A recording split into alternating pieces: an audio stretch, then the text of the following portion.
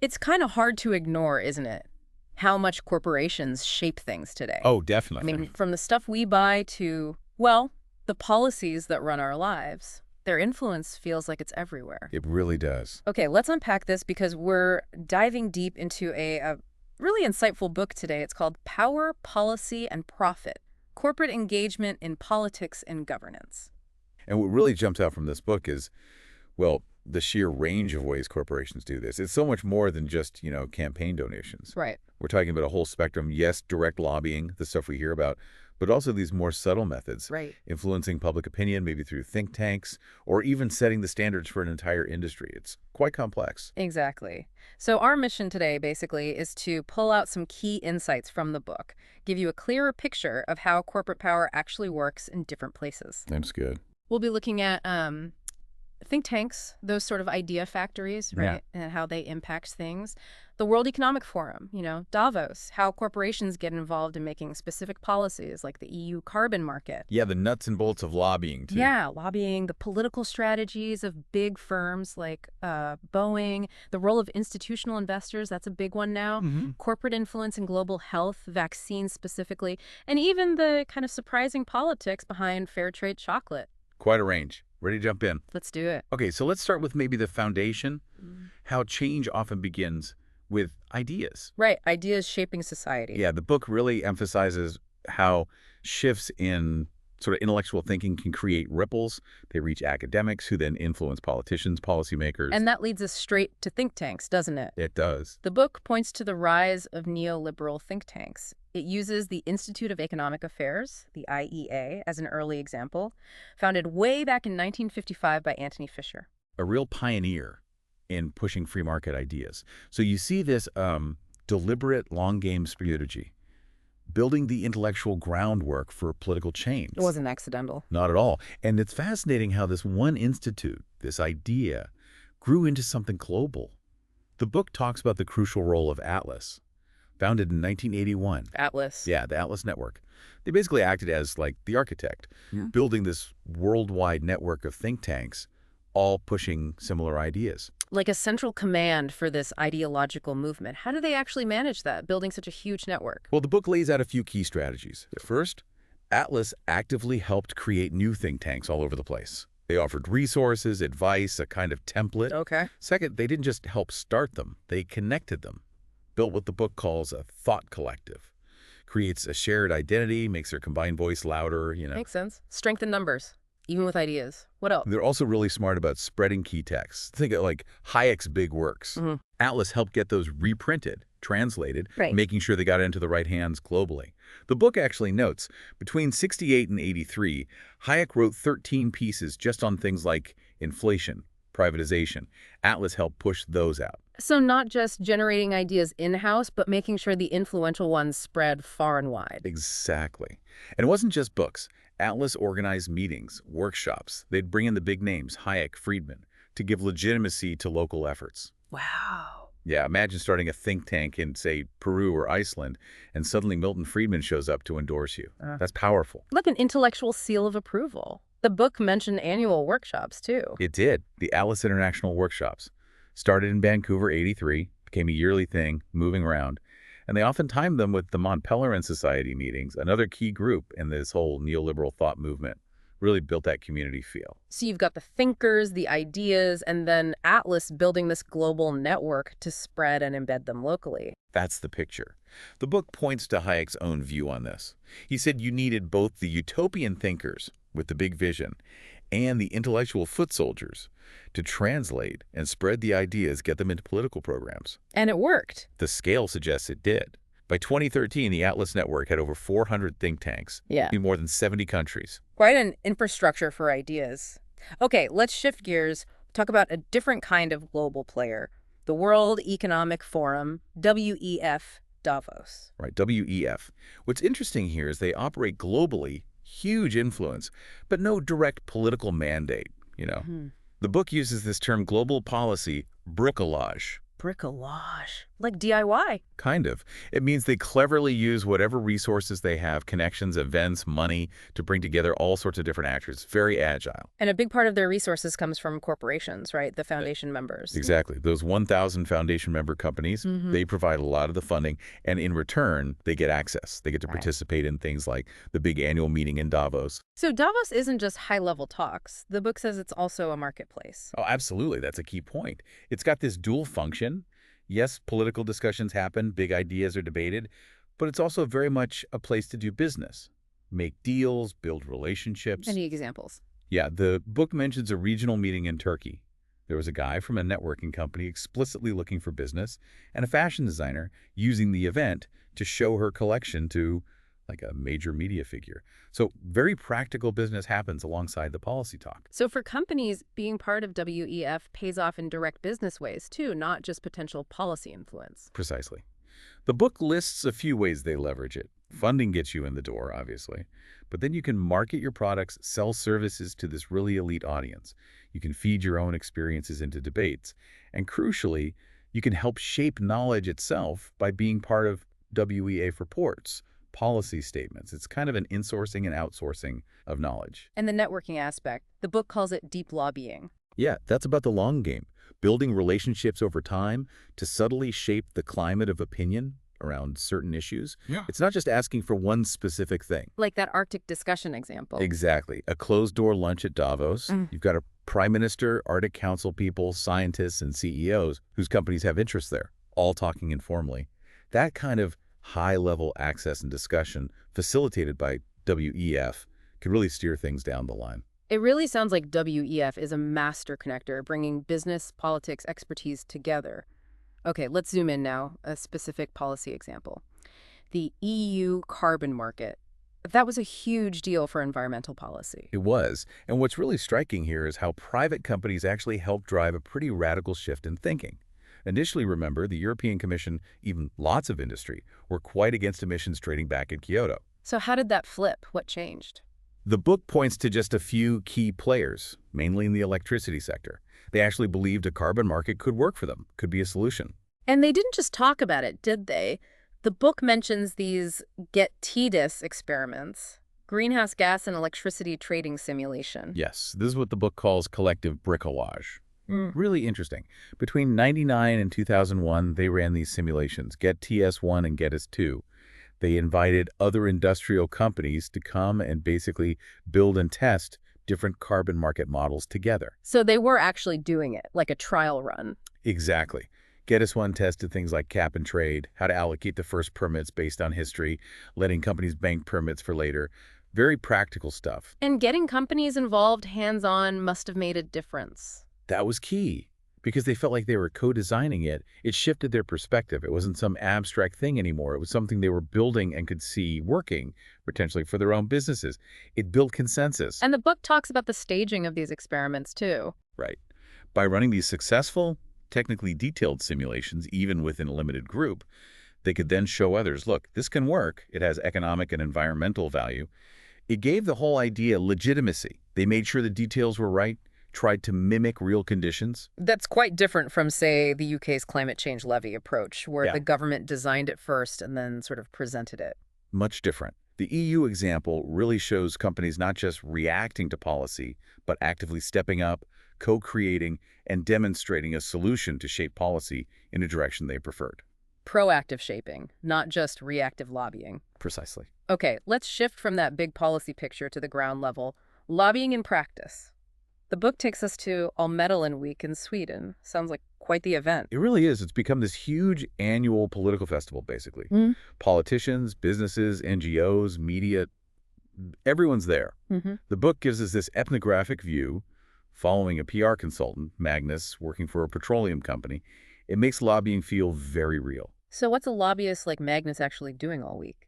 Well, the book breaks down his activities. First, lots of information gathering. He's hitting seminars nonstop, like one by the Swedish farmers on biofuels. He's trying to get the lay of the land, identify who the key people are, the good persons, as he calls them.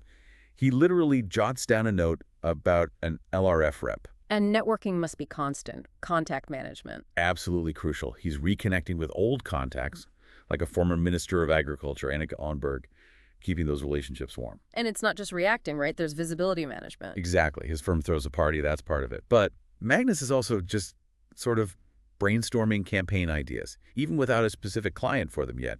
He seems surprised anyone would even ask if that was normal. But why? Yes. All the time, he says, always thinking ahead. That's quite proactive. The book also mentions role switching and ideological proactivity. Yeah, you have to adapt, right? Talk differently to different people. And it's not just about pushing the client's current agenda. It's about spotting and promoting policy angles that might benefit them down the road. Like Magnus trying to build support for ethanol tax breaks. He was checking out seminars on green cars, heavy transport. Right, and running into resistance. Government experts pushing biogas or electric. It shows it's not easy. You're navigating conflicting interests all the time. That diesel war debate sounds intense. Yeah, it clarified things for him. Seeing Preem arguing for biodiesel tax breaks and Statoil against them helped him map the political field. And then, by chance, he bumps into the Preem communications manager suddenly, a potential ally. Serendipity plays a role too. But Magnus seems a bit cynical about it all, that comment about the Greek nature of lobbying. Yeah, he suggests that appearing to have connections and influence is almost as important, maybe more so, than actually having them, especially for selling his services. It's about the perception. A fascinating, if slightly gritty, look at the mechanics. Okay, let's pull back again. Look at the political strategies of specific companies. The book uses Boeing in the late 90s and early 2000s. Right. This was a time when Boeing, already very skilled at traditional lobbying, tried something bigger. They wanted to use their expertise in systems integration. Remember the 777 success? Uh-huh. They wanted to leverage that capability to gain what the book calls influence rents in government projects. Go beyond just lobbying for contracts. And they made some big moves, relocating headquarters. Yeah, defense headquarters moved to D.C., corporate HQ to Chicago. The idea was to be physically closer to political power in D.C. while also maintaining ties to their industrial roots, trying to bridge those worlds. And they thought their technical skills gave them an edge. They really believed in their unmatched history of handling huge, complex projects, Space Shuttle, AWACS. They thought they could apply that same magic to things like national missile defense. So positioning themselves as indispensable partners, not just vendors. That was the goal. Yeah. Build up these influence rents based on unique capabilities. Yeah. But interestingly, the book notes that despite all this effort and strategy, it ultimately didn't quite work out as they planned. Yeah. It shows just how complex these company-state relationships are. Even for a giant like Boeing, securing that kind of deep systemic influence isn't straightforward. A useful reality check. Okay, let's switch gears again. Institutional investors, pension funds, mutual funds, they handle enormous amounts of money. And the book looks at how they're increasingly mixing making money with doing good. This whole responsible investment movement. They're becoming really powerful actors, setting norms. And the book talks about how they use voice, dialogue, and small talk. How does that work? Well, voice is about making their positions public. As responsible investors, they'll make statements, maybe vote shares in a certain way. The book mentions Folksam in Sweden publicly praising H&M's sustainability efforts at an AGM. That sends a signal, right? Yeah. Praise for H&M and a subtle nudge to others. Okay, so public positioning. What about dialogue? That's the more direct, often private engagement. Emails, meetings, asking companies tough questions about ESG issues, often with suggestions for how they could improve. Ethics consultants often help mediate these, keeping it diplomatic, persuasive. More behind-the-scenes pressure. Yeah. And small talk. Sounds trivial. You'd think so, but no. The book describes these big conferences like PRI in person. It's like organizational speed dating. Hundreds of these investors meeting briefly, swapping cards, looking for partners. Partners for what? To collaborate. If several big investors team up, their collective voice becomes much louder. They can push companies harder, set new standards for the whole industry. So that quick small talk is actually about building coalitions for action. So even brief chats can lead to major collective pressure. These investors are definitely a force to watch. Okay, now a really critical area. Global health, epidemics, vaccines. Corporate influence here has huge implications. Absolutely. This part of the book looks at vaccine manufacturers. It uses the pseudonym VaxCorp and how they influence not just specific policies, but the whole field of global health and epidemic control. It pushes for a broader view of corporate political activity, looking at its institutional impact. And this idea of a dominant vaccinology paradigm shaped by corporations, What's that? It's about how these companies influence the very way we think about epidemics and the role of vaccines. They help shape the social imaginary, the common understanding. The book identifies the key players, the medical sphere, like WHO, the political sphere, regulators, health ministries, and the industrial sphere, the vaccine companies. And the past successes of vaccines have built a lot of trust in the industry, haven't they? Definitely, those historical wins are powerful. But the book also traces a shift where private interests, often through enforcing intellectual property rights, gained more control over vaccine knowledge and production. This influenced governments, even the WHO. So there's an inherent tension, commercial goals versus public health needs. A definite tension. As the industry grew and privatized, commercial factors became more prominent. The book mentions VaxCorp meeting China's health minister, described as a political approach at governmental level. It's strategic. And GAVI, the Global Alliance for Vaccines and Immunization. Where does that fit? GAVI emerged partly as a response to challenges in getting vaccines developed and distributed, especially to poorer countries. It brings everyone together, governments, WHO, foundations, industry, trying to create a more functional global marketplace for vaccines. But it's a complex setup, and corporate influence is still very much part of the equation. A really complex web of interests. Okay, let's lighten things slightly, though the book argues it's still political. Chocolate. Fair trade chocolate. Right. This chapter uses a Swedish chocolate factory, implementing fair trade standards as a case study in how standardization works in practice.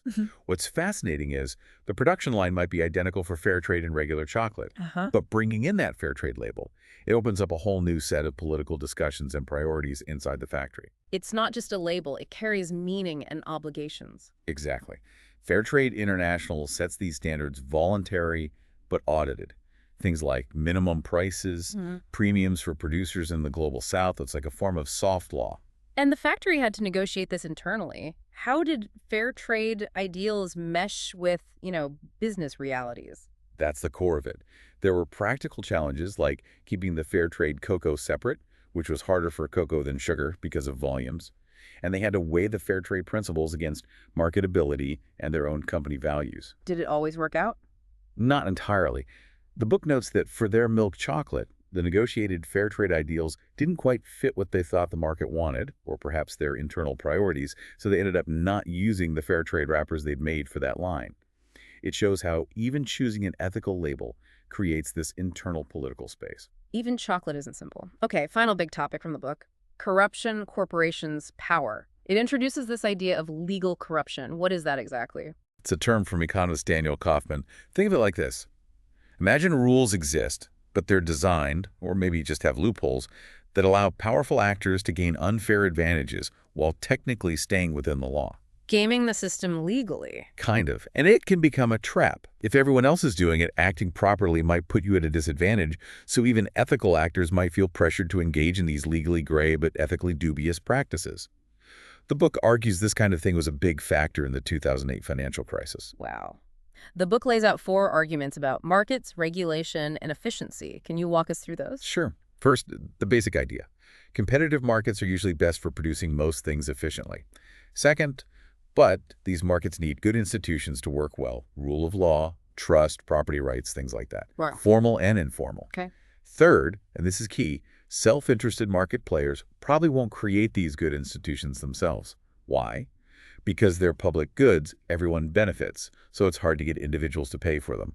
Classic collective action problem. Right. And fourth, once you have good institutions, those same market players might then try to bend the rules, lobby, use corruption, even legal corruption, to turn those efficient institutions into redistributive ones that favor them. So markets need good rules, but market actors might undermine those rules for their own gain. That's the tension. It's a bit different from just saying market failure needs fixing. It suggests markets need constant external support from strong, fair institutions to stop them from essentially eating themselves. It connects back to economic sociology's idea of markets being embedded, but adds this focus on whether the embedding institutions are actually efficient or not. Exactly. It pushes for a clearer theory of what makes institutions efficient for society, not just for specific actors. This whole deep dive really shows how tangled economics, politics, and institutions are. Which brings us to the book's reflections. This idea of leaving flatland, what's that about? It's a metaphor, right? From the book Flatland. about a two-dimensional world. The author uses it to say our usual ways of thinking about society, often just government versus market or public versus private, are too simple, too flat. Like the left-right political spectrum, just one line. Exactly. That simple line struggles to make sense of complex actors like corporations or foundations or even churches. They don't fit neatly. We tend to analyze things by balancing individual interests against state interests, often trying to quantify them. But that two-dimensional liberal plane, as the book calls it, misses a lot of the richness, the social dimension. So we need more dimensions. The book mentions calculus, even fractal geometry. Yeah, it plays with these ideas, maybe thinking about social change like curves in calculus, not straight lines, or seeing the social as the sum of infinite tiny individual views like integration. The fractal idea is maybe more speculative. But the point isn't to become mathematicians. It's to use these metaphors to realize the limits of our current models, to see the structure of our own thinking. And the author suggests social sciences, like anthropology, can help us build a richer, more institutional way of seeing politics. Yes, to move beyond that flat liberal plane towards a more responsible political imagination, and fundamentally a call for more research into these really complex links between markets, power, and politics. It definitely leaves you thinking about the need for more nuanced perspective. Absolutely. So if we were to boil down the main message from our exploration of this book, I'd say the key thing is that corporate influence isn't just one thing. It's incredibly varied. It works through ideas via think tanks, through global convenings like WEF, through direct shaping of policy like the carbon market, through lobbying, through investor pressure, even shaping health agendas. It's woven into the fabric of politics and policymaking in so many ways. and understanding it means getting past those simple government versus market ideas. We need to see the complex interactions, the institutions, the different kinds of power at play. Exactly right. Okay, on that note, maybe a final thought for everyone listening. Just take a moment to think about the subtle ways corporate influence might be shaping the information you see, the debates you hear, maybe even the choices available to you. Who are the players, sometimes unseen, in the policy discussions that affect your life? Definitely something to mull over.